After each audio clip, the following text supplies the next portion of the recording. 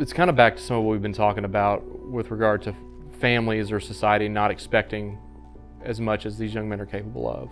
I think when young men get here, part of what happens is that we build a routine into their lives where they're expected to get up in the morning and take care of themselves. They're expected to make their bed. They're expected to clean their room. They're expected to work out. They're expected to eventually get a job, make dinner, take care of their laundry, take care of their dog if that's the case, take care of the lawn.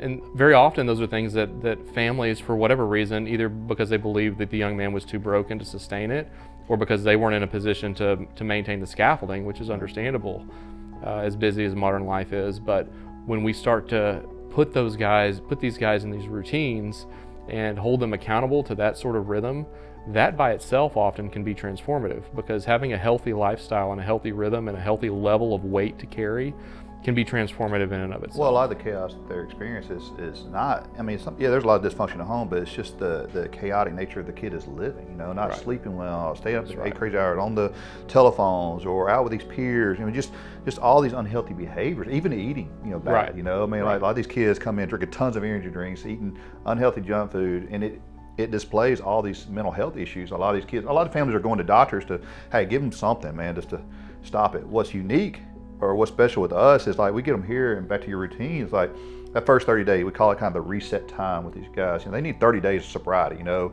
sobriety of mind, sobriety from just using different types of substances to just get them back to square one. Mm-hmm. And then we start building that routine. And what's interesting is they start eating better, sleeping better, working out, doing right. therapy, doing all these things.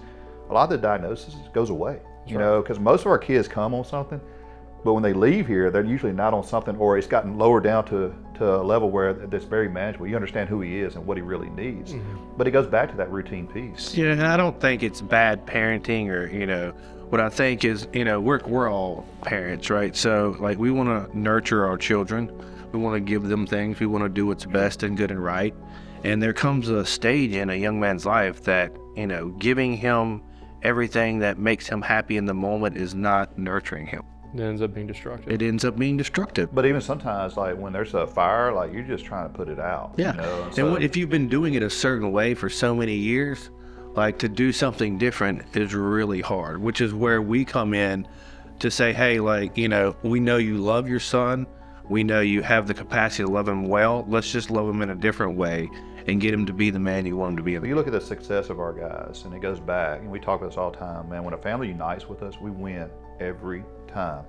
Now that path may be different for each kid, right? Some kids are more stubborn than others, some jump on board quicker than others, but if a family will unite with us, and what that really means is like trust us, right? It's like, look, you got to stand tall with us, man. They're going to come at you with everything they got, from emotional baggage to emotional dumping to, whatever they can to hit those heartstrings to be rescued. Because, when you put somebody in pain or in suffering, we talk about that crucible all the time. I want to escape it, right? But man, it's actually leaving them in that moment, to let that change to really take place. And when a family unites with us, that's when we really get, a lot of success with these guys. Young men act a certain way in a family system. And once you've been conditioned to that family system and the way you act, what is really hard for them is we are rewriting the family system. And now we're requiring the young man to carry some weight, have some responsibility, take some ownership.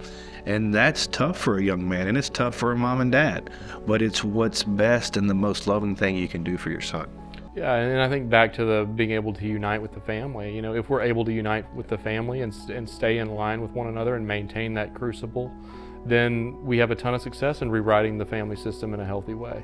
Well, those households, you speak to this all the time. You're the king and queen of your house, but how many times do you actually feel like the king or queen? When you're calling us, usually not. It's the other way around. That kid is the king, man. Everybody's got to bow down to him. The siblings suffer, the marriage suffers, finances suffer. You walk into your house, which is a war zone.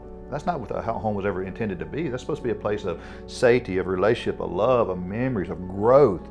But for many of these families, it's become the opposite of that, And so allowing him to come here and take back over your kingdom, and that's what we end up doing with these families. Like, look, you're the king and queen. You got to set the standards. You set the standards.